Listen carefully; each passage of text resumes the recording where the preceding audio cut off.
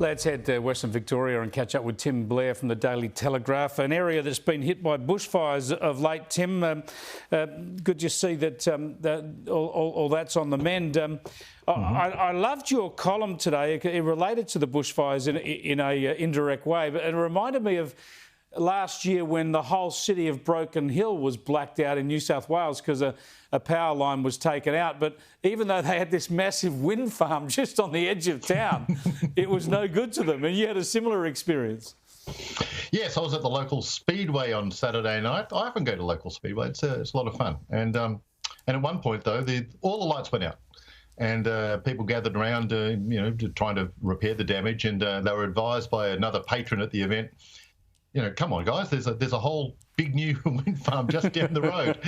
And everyone had a good laugh because it's just stupid. No one's ever going to reach out to a wind farm for an immediate rapid rescue. It's always fuel, it's always coal, it's always something tangible and real and doable in the short term.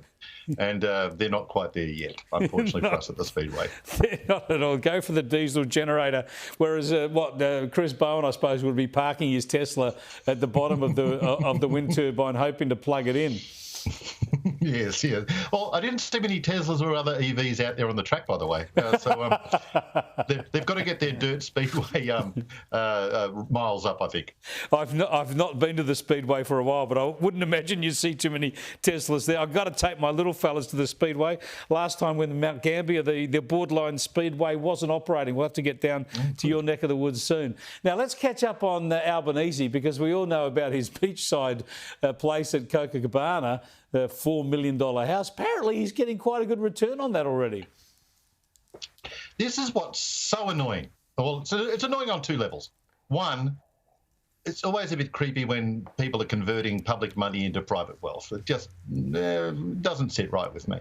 But the other thing is, why can't private property investor Albo be our Prime Minister Albo? Someone who's got an eye on the bottom line, someone who doesn't waste money, someone who wouldn't throw cash away on something like the ABC, for example, someone who isn't spendthrift, someone who always comes out well ahead in the finances. I'll just say, Chris, everyone's a right-winger when their own money is on the line, for sure. And we've got a great example of that. He's made a smart investment. The capital value's going up. He's getting a good rental return on it.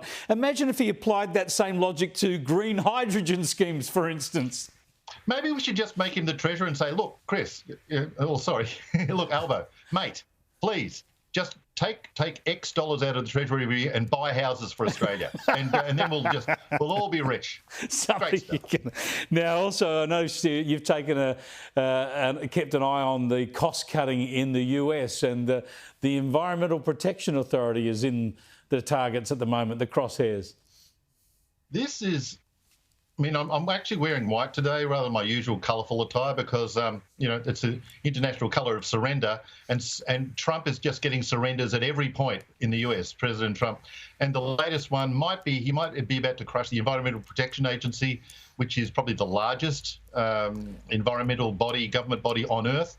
If you can take that out, well, come on, Australia, let's get on that program. That could be a lot of fun, getting rid of all the government-funded greenies and such. A lot of fun. Government-funded greenies under attack. Half the country might be appalled by that. The other half will be celebrating. Thanks for joining us, Tim. We'll catch you later in the week.